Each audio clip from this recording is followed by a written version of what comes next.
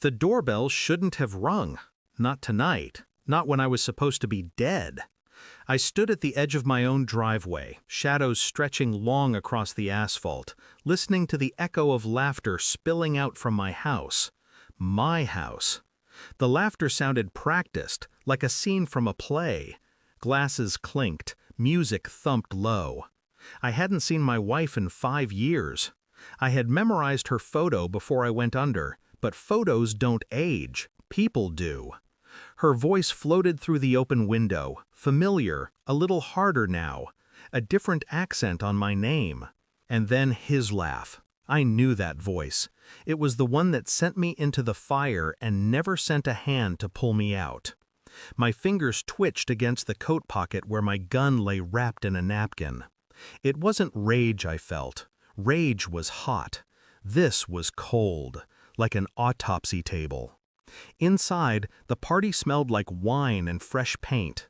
My wife had redecorated. A new chandelier, white orchids on the counter.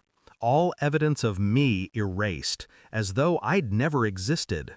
He stood beside her, my former handler. Crisp suit, hair perfectly groomed. Arm on her waist, his thumb moving in small, proprietary circles. He looked older, but not broken. He should have been broken.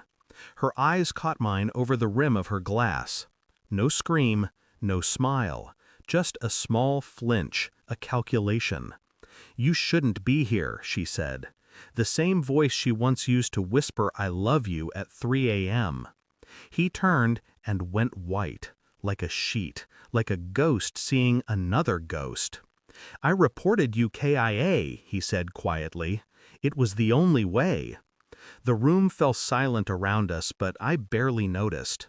All I saw was his hand on her hip.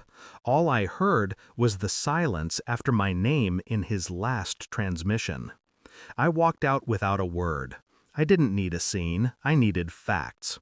Nights became rituals, phone records, bank statements, social media breadcrumbs. She'd built a new life on my insurance payout. He'd taken my place in her bed, at my son's soccer games, at my dinner table. I didn't let myself feel it. I cataloged it, like evidence, like intel. I rented a room under a different name 3 blocks away. Watched their comings and goings, counted how many times his car stayed overnight. I hacked his email, found encrypted exchanges with a shell company tied to an offshore account. The money that was supposed to extract me rerouted instead to buy them a house. Every night, my reflection in the motel mirror looked less like a man, more like a blueprint for something inevitable. I kept my breathing slow. I kept my hands steady. This was not about killing. This was about taking back reality. The proof came in a folder, financial statements, emails, photographs, a complete map of betrayal. My handler had sold me out to the same Russian cell we were infiltrating. My wife had signed the insurance forms the day after my last transmission. I walked into their dinner party 1 week later. No gun, just the folder. The clatter of forks stopped when I laid it on the table. He opened it, page by page, color draining from his face. "This isn't," he started. "Stop," I said. My voice was almost gentle. My wife looked at the documents, then at me. I saw her pupils tighten, the calculation again.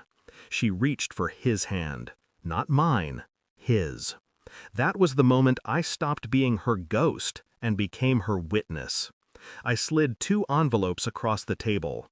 One held the evidence already copied to an encrypted drive scheduled to go public.